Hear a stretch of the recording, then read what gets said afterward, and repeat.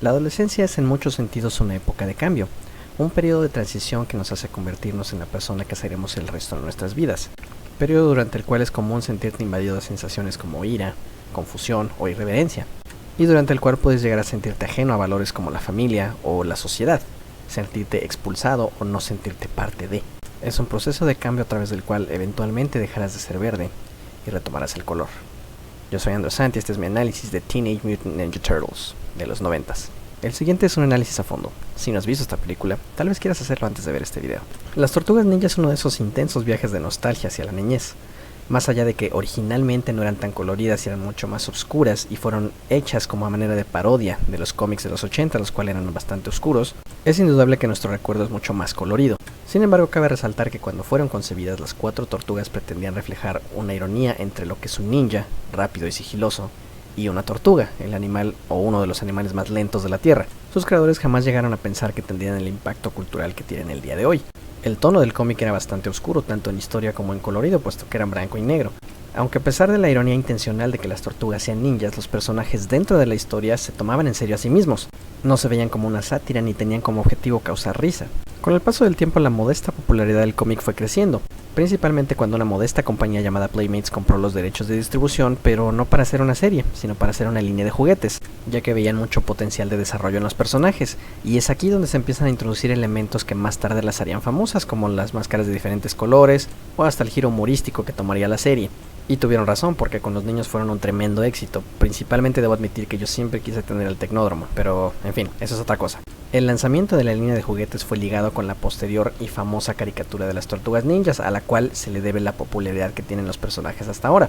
Y es aquí donde los personajes sufren un giro mucho más infantil o más orientado hacia los niños. Sus villanos y sus historias son mucho más caricaturescos, los personajes en sí hacen mucho más bromas y son tomados como broma por ellos mismos incluso.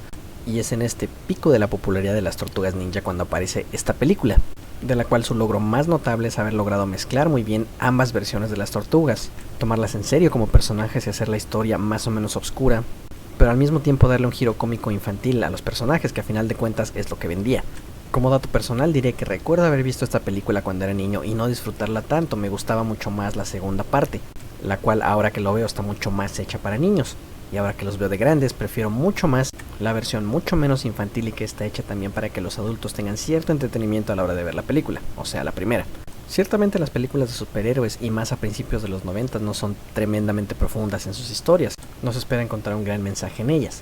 Sin embargo, en esta película quizá el mensaje más poderoso es con respecto a la adolescencia, la sensación que tienen las tortugas de sentirse exiliadas, que contrasta también con la sensación de exilio que sienten los jóvenes que son reclutados por el pie para ser parte de su clan.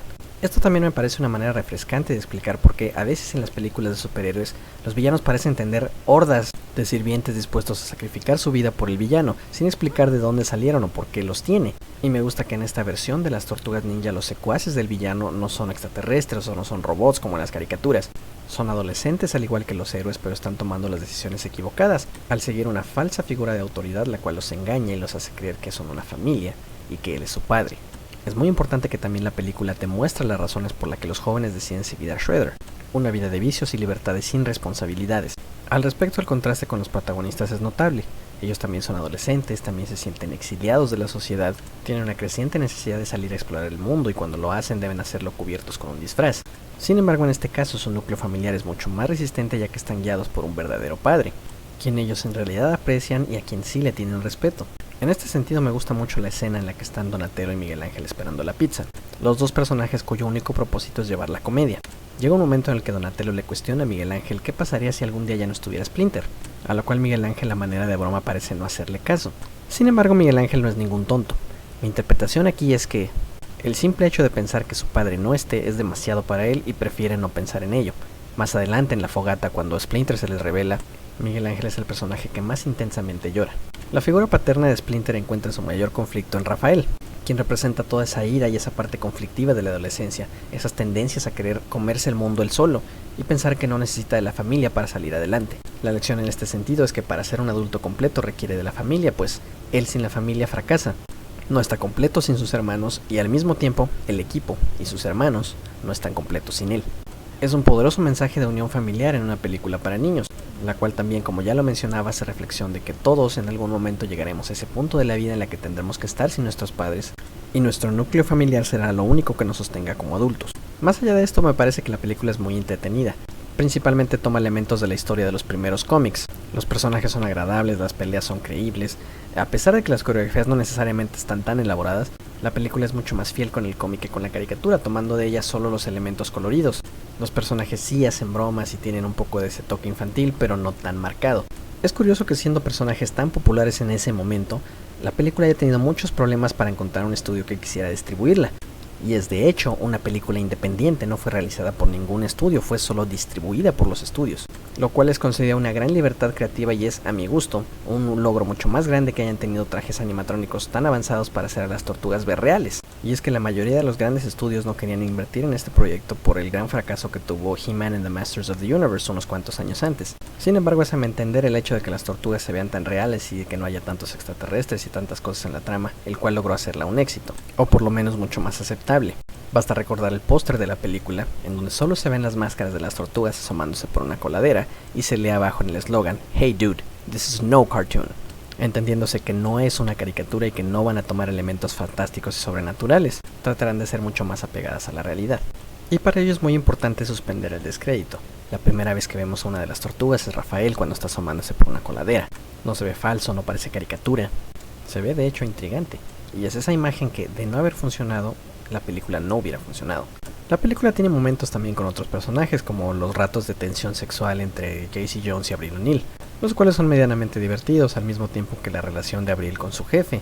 Sin embargo, es el hijo del jefe, Danny, a través del cual la película refuerza todo este planteamiento de la adolescencia y de crecer en influencias equivocadas. A través de él vemos las dos caras de la moneda. Él tiene la influencia de Shredder como padre, en quien cree ciegamente y que posteriormente se dará cuenta de las consecuencias de haber creído en él, la repercusión y el daño que esto causa. Y más adelante encuentra la influencia paternal de Splinter, quien de alguna manera lo hace reflexionar sobre el falso código de honor en el que se maneja el clan y al mismo tiempo el falso concepto de familia en el cual estaban inmiscuidos todos los adolescentes del clan. Al respecto también quiero mencionar que esta interpretación de Shredder es más una presencia que un personaje.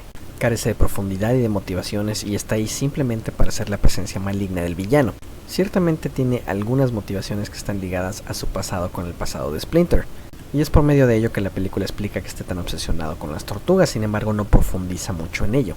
Es por eso que la pelea final en las azoteas, la cual, de nuevo, asemeja mucho al cómic, más allá de parecer una pelea final entre las tortugas y Shredder, es más bien como una pelea final o un enfrentamiento final entre Shredder y Splinter, y es de hecho este último el que lo vence, no las tortugas, lo cual a mi gusto le quita un poco el protagonismo a los héroes de la película, pero no mucho, y a lo mejor estoy pensándolo demasiado. Por otro lado, el personaje de Casey Jones es, a mi entender, el único de todos los personajes que no tiene un arco muy definido. Así como empieza la película, así la termina. Recordemos que al principio está dispuesto a darle una golpiza a unos maleantes en el parque cuando lo conoce Rafael. Y durante el transcurso de la película su personaje parece no cambiar, ni evolucionar, ni aprender absolutamente nada. Su personaje al final es exactamente el mismo. Prueba de ello es el momento en el que activa el triturador de basura para, pues, matar a Shredder prácticamente. Y es su personaje el que, al paralelo del de Rafael, debe entender las consecuencias de no manejar correctamente la ira, cosa que en la película siento que no ocurre. Caso contrario, Rafael, quien como ya mencionaba, comprende las consecuencias de enfrentar él solo la adversidad y el mundo. Y por otro lado, como ya lo mencioné, me parece que la película es mucho más disfrutable ahora que soy un adulto que como recuerdo que la disfruté cuando era niño. Y es que hay muchos momentos, muchos diálogos que evidentemente están ahí para entretener también a los padres que llevan a los hijos a ver la película. En algún momento llegué incluso a escuchar una broma ahí de cuando iban todos metidos en la combi y Rafael dice, así que sí se siente viajar sin una green card. Y por un momento le dije, ¿están haciendo un chiste de migración en esta película para niños? Pero bueno, son evidentemente diálogos que están ahí para los adultos. Y así como es, hay secuencias bastante graciosas, hay muchas de ellas que involucran a Abril O'Neil, la actriz que me gustó mucho más en esta película que en la segunda. En la segunda parece como una señora ya grande y aquí se ve más joven. Es como en toda primera película de superhéroes, la cual cuenta el origen a través de ellas como conocemos el mundo de las tortugas ninja. Y me parece que es la historia de origen que todos conocemos y la cual nos gusta, respetamos. Cabe mencionar también como dato adicional que todos los actores que interpretaron a las tortugas con traje después salieron sin el disfraz en la película. E incluso el caso de Ernie Reyes, quien interpretó en la primera película Donatello, tuvo un papel en la segunda como Kino. Otros de los casos son el actor que interpreta a Rafael aparece de pasajero en un taxi, el que interpreta a Miguel Ángel es el repartidor de pizza, y Leonardo es uno de los pandilleros ladrones. Y ya que estoy en las curiosidades y en los comentarios finales, también diré que la película tiene muy buen soundtrack para ser una película independiente.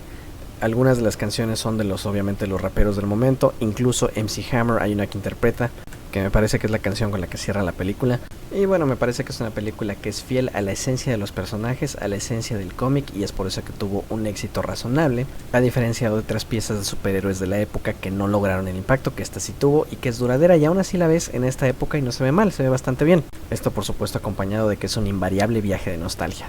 Pero como siempre el mejor comentario es el de ustedes. ¿Les gustó o no les gustó? ¿Cuál de las tres creen que es la mejor? Yo por mi parte me quedo con esta. Aunque como siempre espero sus comentarios y muchas gracias por ver el video. Yo fui Andrew Sant y este fue mi análisis de Teenage Mutant Ninja Turtles. Adiós.